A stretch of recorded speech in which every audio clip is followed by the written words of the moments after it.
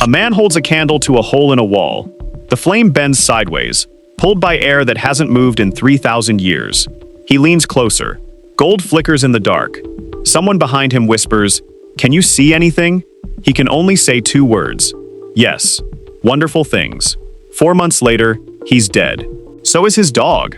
Back in England, the lights in an entire city flicker out at the exact second he stops breathing. This is not the only tomb that did this. 6 times in history, someone broke a seal that was never meant to be broken. And 6 times, something answered back. Go back to November 1922. A water boy is walking through the Valley of the Kings in Egypt carrying jugs for the workers. His foot hits something hard under the sand. Not a rock, a step. That step belongs to a staircase no one has seen in over 3,000 years. The man leading the dig is Howard Carter. He has spent 6 years searching this valley and found almost nothing. His money is gone. His funder, Lord Carnarvon, is ready to pull the plug. Carter has weeks left, maybe days. Then this staircase appears under a boy's foot. Carter's crew clears the steps. At the bottom is a sealed door, stamped with royal symbols.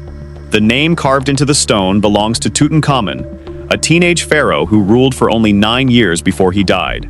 They break through. Behind the door is a narrow hallway. At the end of it, a second sealed door. When they finally open that one, the room behind it stops every person in their tracks. Gold. Everywhere. A throne. Chariots. Statues. Chests packed with jewels. 3,000 objects in total, untouched since the era of ancient Egypt's golden age. It is the richest tomb ever found intact, but the deepest chamber, the one holding the boy king's actual body, is still sealed. And what happens after they open that one is where this story turns dark. February 16th, 1923. The inner burial chamber is finally opened. 6 weeks later, Lord Carnarvon is dead. It starts with a mosquito bite on his cheek. He nicks it shaving. The wound gets infected. Within 2 weeks, the infection turns into pneumonia, and it kills him in a Cairo hotel room. Here's where it gets strange. At the exact moment he dies, the lights go out across all of Cairo. No one ever finds out why. And 1,000 miles away, back in England, Carnarvon's dog starts howling. Then it drops dead. Newspapers grab the story and refuse to let go. Over the next few years, more names get added to the death list. A financier who toured the tomb dies of pneumonia within a month. An Egyptian prince, who watched the unsealing, gets shot by his own wife. An archaeologist who helped Carter break through the final wall dies from arsenic poisoning, and no one ever finds where the poison came from. By the end of the 1920s, more than 20 people connected to the dig are dead. But here's the detail the newspapers leave out. Howard Carter, the man who broke the very first seal, the man who breathed that ancient air before anyone else, lives another 17 years. If a curse was real, why did it spare the one person who started it all? In 2002, a researcher at the University of Melbourne studied the lifespans of every Western person connected to the dig. The average age at death was 75, completely normal for the time. But some of the deaths really were sudden. And science does have an answer for that. Sealed for 3,000 years, the tomb air could have held a dangerous mold, one that, when breathed in, attacks weak lungs and can trigger fatal pneumonia almost overnight. Carnarvon already had lung problems before he ever set foot in Egypt. He may not have been cursed at all. He may have just opened the wrong door at the wrong time, and he wouldn't be the last. Fast forward 50 years. Same pattern, different country. 1973, Krakow, Poland. Inside Wawel Cathedral lies the body of King Casimir IV, sealed in his coffin for almost 500 years. A team of 12 scientists gets permission to open it. The man who signs off on the project is a Polish archbishop named Karol Wojtyła. 5 years later, the world will know him as Pope John Paul II. The team opens the coffin. Inside are the remains of the king and his wife, mostly turned to dust. They study what's left, document everything, and seal the tomb back up. 6 months later, the first researcher drops dead. A stroke. A few weeks after that, the lead restoration expert dies. Same cause. Then a third, a fourth, a fifth. Doctors keep finding damage in the lungs or blood vessels, but they can't explain why healthy, middle-aged people are dying one after another. By the end of the decade, 10 of the 12 scientists are gone. This time, researchers don't dismiss it. They test the inside of the coffin and find the exact same mold spores that were found in Tutankhamun's tomb. 500 years sealed underground hadn't killed the fungus. It had made it stronger. It sounds like the perfect explanation, except for one detail nobody likes to bring up. No autopsy was ever done to actually confirm the mold killed anyone. And if it really was in the air that day, why did 2 of the 12 walk away untouched? September 19, 1991. 2 German hikers are walking through the Alps, high up where the air is thin and the ground stays frozen year-round. Sticking out of the melting ice, they see something dark. At first, they think it's a climber who got lost and died. They're wrong by about 5,000 years. Next to the body lies a bow, a quiver of arrows, a copper axe, and dried meat in a leather pouch. This isn't a hiker. This is the oldest preserved human body ever found in Europe. They name him Ötzi, after the valley where he was discovered.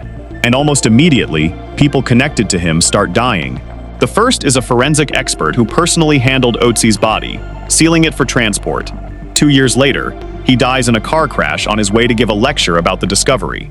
Next is a journalist who filmed the recovery. He dies from sudden bleeding in the brain. No warning. No real explanation. Then, silence. 13 years pass. In 2004, Helmut Simon, the hiker who first spotted the body in the ice, goes back into the Alps. Days later, he's found frozen to death. He's lying in nearly the exact same position Ötzi was found in. After that, it doesn't stop. The man who led the search party for Simon dies of a heart attack hours after finding him. That same year, the lead archaeologist on the Ötzi project dies. So does a scientist studying DNA on Ötzi's clothing, found dead in his home less than a week later. 7 deaths in total, tied to one frozen body. Scientists call it simple math. Thousands of people worked on this case over 13 years. 7 deaths isn't unusual.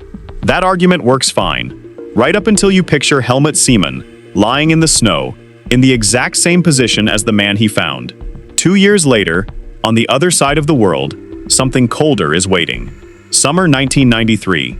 A Russian archaeologist named Natalia Polosmak is digging through a stone burial mound on a remote plateau in Siberia, right where Russia, Mongolia, and China meet. Locals call this place the Valley of Death. The mound had already been looted decades earlier, but underneath, buried in permanent ice, something had survived untouched. A wooden coffin, carved from a single tree trunk. Beside it, 6 horses, fully equipped, sacrificed 2,500 years ago. When they melt the ice and open the lid, they find a young woman. Tattoos cover both her arms, shoulder to wrist. Strange, detailed animals with antlers like nothing in nature. Her skin is so well preserved you can see every line of ink. Reporters call her the Ice Maiden. But to the local people, she isn't just a body. Their shamans believe she was a guardian, a woman who held back dark spirits from crossing into our world. And the moment they take her out of the ground, things start going wrong. The first truck loaded with her coffin breaks down after barely a mile. The second truck won't even start.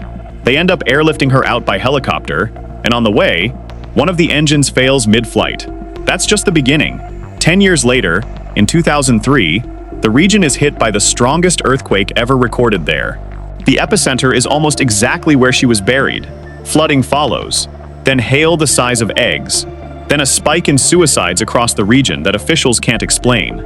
More than 22,000 people sign a petition demanding her return. A local shaman takes it all the way to the Kremlin. In 2012, she's finally brought back to the region and placed in a museum, though never reburied. Scientists point out that other ancient mummies from the same culture have sat safely in Russian museums for 90 years, with no disasters at all. Earthquakes happen in that region, regardless of who's buried there. But here's what the shamans say next, and it's not what you'd expect. They claim that bringing her back is the reason their region was the very last in all of Russia untouched by COVID. A curse and a blessing, tied to the same woman, and neither one can be proven or disproven. None of these compare to what happened in the summer of 1941. Soviet scientists are about to open the grave of a man known in his lifetime as the Iron Limper, a conqueror whose empire once stretched from Turkey to India. His name is Tamerlane. In late May, a team led by anthropologist Mikhail Gerasimov arrives in Samarkand. Their target is the mausoleum of Gur-e Amir. Some records suggest Stalin himself approved the operation. On June 16th, digging begins. They work through the outer tombs first, the graves of Tamerlane's sons and grandsons. A young cameraman named Malik Kayumov is filming every step. On a break, he wanders into a tea house and meets three old men. They hand him a handwritten book in Arabic. He can't read it, so they translate it out loud, right there. Whoever opens the grave of Tamerlane will release the spirit of war, and there will be a bloodshed greater than the world has ever seen. Kayumov brings the warning straight to the lead scientists. They listen, they shrug, they keep digging. On June 20th, they reach the main coffin and lift the lid. Thick vapor rises out instantly, filling the chamber. It's just embalming oils from 600 years ago, but the smell is so strong, people can barely stand to stay in the room. 2 days later, on June 22nd, Nazi Germany invades the Soviet Union. The dig is shut down immediately. The remains get packed up and shipped first to Tashkent, then Moscow. The legend grows from there. Kayumov later claims he personally warned a top Soviet general about the curse and convinced him to rebury Tamerlane properly, with full Islamic burial rites. That reburial happens in November 1942. 5 weeks later, the Red Army wins its first major victory of the war, turning the tide at Stalingrad. It's a story built for chills, but historians point out something inconvenient. The Nazi invasion plan had already been finalized months before the tomb was even opened. The date wasn't decided by ancient spirits. It was decided in December of the previous year. Still, even skeptics admit one thing is hard to shake off: 2 days. That's all that separated the moment they lifted that coffin lid and the start of the deadliest war in human history. 5 tombs, 5 strange chains of death, disaster, and bad timing. But none of them compare to what's still buried right now, completely untouched, in central China. In 1974, farmers in Shaanxi province are digging a well. Their shovels hit something solid, not rock, a face. When archaeologists arrive, they don't find one statue. They find an army, 8,000 soldiers, full size, standing in battle formation. Infantry, cavalry, archers, war chariots. Every single face is different. This army belonged to China's first emperor, a man named Qin Shi Huang. He's the one who built the Great Wall. He's also the one who ordered every book written before his reign to be burned. These soldiers were never meant to be art. They were built to guard something. Behind them, buried under a mound 76 meters tall, lies the emperor's actual tomb. And in over 2,000 years, not one archaeologist has gone inside. A historian writing a century after the emperor's death described what's supposedly before Section 9, Qin Shi Huang. Mercury science, target, 330 words. The soil around the tomb contained mercury levels dozens of times higher than normal. That ancient description, written 2,000 years ago, about rivers of liquid metal flowing through the tomb, it wasn't a myth. Some researchers have even detected mercury vapor leaking out through cracks in the ground above the chamber. A 2,000-year-old account, just confirmed by modern science. But the real twist isn't the tomb. It's the man inside it. Qin Shi Huang spent his entire life terrified of dying. He survived 3 assassination attempts, and each one made him more obsessed with living forever. He sent ships out to search for islands where immortals supposedly lived. He hired alchemists to brew potions that would grant eternal life. Their main ingredient was mercury. The emperor drank wine, laced with liquid mercury, believing it would make him immortal. It killed him at age 49. And then, in death, he filled his tomb with the exact poison that ended his life. And that poison is still protecting him. Today, Chinese archaeologists openly admit they don't have the technology to safely enter a chamber full of mercury vapor. Breaking the seal could destroy artifacts preserved for 2,000 years. Anyone who walks in unprotected risks deadly poisoning. Robots have been suggested as an option. But the ground here sits in an earthquake zone, and one wrong move could collapse the entire structure. This makes Qin Shi Huang's tomb the only one in the world where nobody had to invent a curse. It's already built into the architecture. Poisoned rivers, mechanical traps, 2,000 years of toxic air, sealed and waiting. And unlike every other tomb in this video, this one is still sealed today. 6 tombs, 6 different countries, centuries apart, with nothing connecting them on paper. But look closer, and one pattern shows up every single time. The Egyptians sealed their dead behind walls that quietly turned the air itself into a weapon. The Polish buried their kings in stone chambers that became breeding grounds for deadly spores. Siberian nomads trusted the permafrost to hold their dead better than any embalming ever could.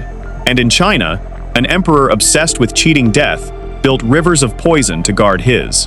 Every single one of them did the same thing. They built something that doesn't kill right away. It waits. It waits for the moment someone forgets to be careful. The moment someone assumes enough time has passed, that whatever was dangerous is long gone. That's when it works. Maybe that's the real curse hiding inside every one of these stories. Not angry spirits, not ancient magic, just human beings, thousands of years ago, who understood something we still underestimate today.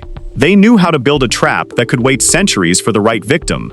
And somewhere in central China, right now, one of those traps is still active, still sealed, still waiting.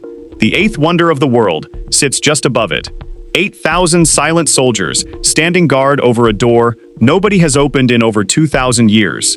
Modern scientists have satellites, radar, robots, every tool imaginable. And they still won't go in, because somewhere down there, underneath 76 meters of earth, the rivers the old historian wrote about are probably still flowing. Nobody alive has seen them. Nobody alive knows exactly what else is waiting in the dark with them.